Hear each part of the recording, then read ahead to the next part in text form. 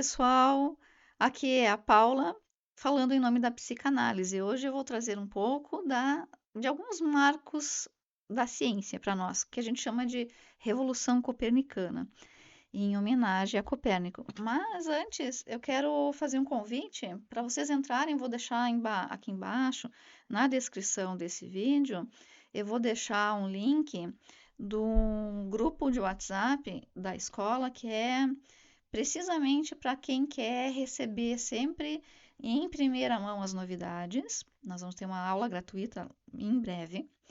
E lá eu coloco coisas promoções relâmpago, por exemplo, que eu não trago para outros lugares. Fica restrito só a esse grupo. Então, quem quiser, entra ali, tá? Hoje nós vamos falar sobre a Revolução Copernicana. Não sei se alguém aqui já ouviu essa expressão. São marcos científicos, grandes descobertas científicas que recebem esse nome e vamos descobrir por que hoje. Nicolau Copérnico, ele era astrônomo e matemático polonês. O que acontece? Ele era clérigo da igreja, então ele tinha que ter muito cuidado com o que falava, mas olha só a perspicácia dele. Ele segurou essa obra e essa descoberta até a semana ali, o momento, né, a semana onde ele sentiu que era a hora dele fazer a passagem. Então ele segurou até esse momento para chegar e lançar essa obra, lançando uma hipótese, ele chamou de hipótese, que era a hipótese o nome da obra era As Revoluções dos Orbes Celestes. Foi publicada em 1543. Então, ele lançou como uma hipótese que era a hipótese, olha, tem uma hipótese de que não é a Terra, mas sim o Sol que é o centro do sistema solar. Então, vocês vejam a perspicácia, né? Ele colocou como uma hipótese. Ele combinou matemática, física e astronomia para mostrar que o Sol era o centro do sistema solar. Aí, com isso, ele inaugura a ciência moderna. Mas Galileu Galilei chega depois e diz: olha, o que Copérnico falou não era uma hipótese, é de fato. O que acontece é que aí ele demonstrou cientificamente que a Terra não era o centro, a Terra girava em volta do Sol e que o Sol era o centro do sistema solar. Então, isso causou, eu fico imaginando para quem morou nessa época, né, para quem viveu nessa época, a revolução que isso deve ter causado, porque até então a Terra ela era sagrada.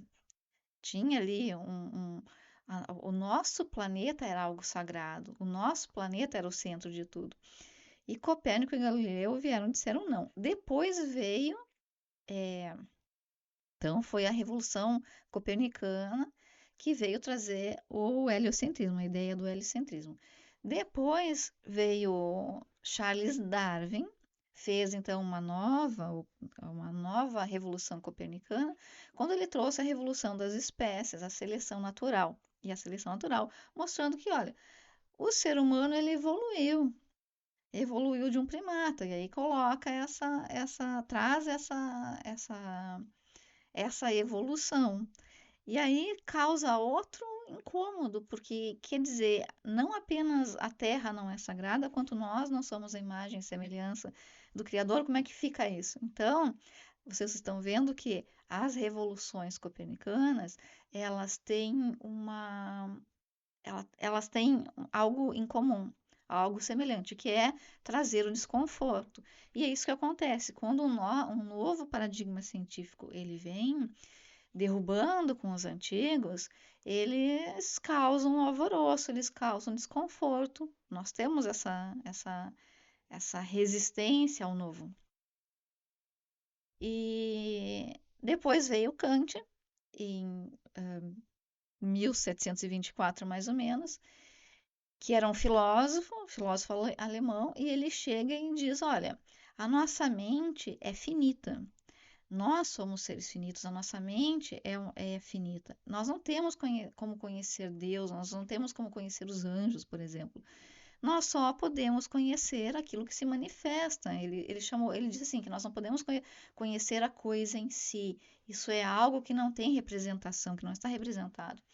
Nós só podemos conhecer os fenômenos. Então, com isso, ele rompe de uma forma muito evidente, com a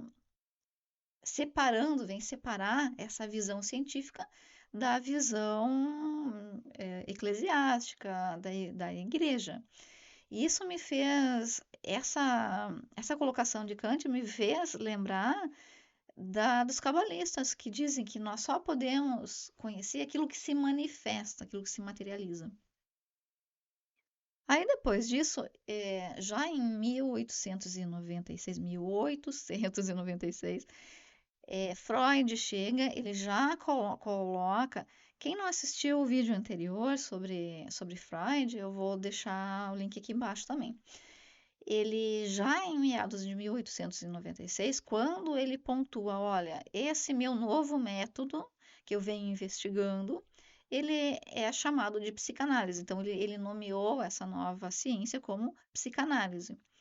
E aí inaugura mesmo a psicanálise em 1900 com a interpretação dos sonhos, que saiu em dois, né? Essa editora Imago, ela traz em dois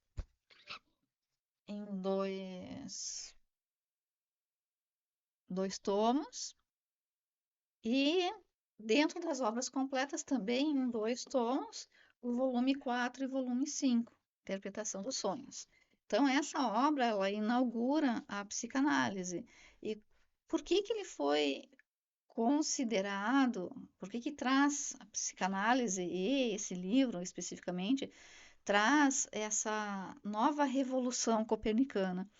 Por que que Freud vem colocar, e para quem não sabe, isso se deu no meio médico. Até então, Freud ele vinha trabalhando dentro de hospitais. Assistam o vídeo anterior que eu coloquei aqui. Dentro de hospitais, como médico, estudando a questão anatômica do cérebro, e, e que ele chega e ele diz: olha, o, o que nos governa é o inconsciente. Nós estamos à mercê do inconsciente. Nós não somos tão donos da nossa própria casa, né, psíquica. Nós não somos tão donos da nossa vontade como nós imaginamos. E isso fica fácil de ver. Quantas vezes a gente ouve assim: nossa, eu não sei como é que eu falei aquilo, nossa, eu não sei como eu fiz aquilo. E realmente a pessoa não sabe, saiu, escapou. De onde veio isso?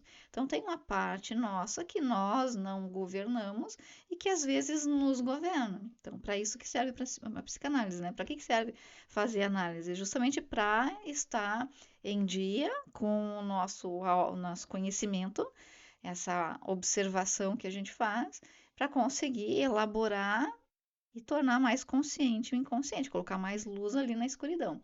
Então, vocês veem como essas revoluções copernicanas, elas vêm trazer incômodo, quer dizer, nós não somos mais, a Terra não é mais tão sagrada, então ela pode ser explorada, nós não somos tão especiais assim, então vamos cortar, vamos fazer experimentos também. Vocês veem que tudo dá abertura, né?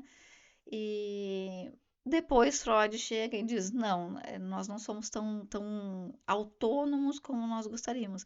Então, são princípios, são visões, são elaborações, são visões, paradigmas científicos que vêm, são coisas difíceis, porque nós temos que reelaborar a realidade, nós temos que sair do nosso velho modus operandi.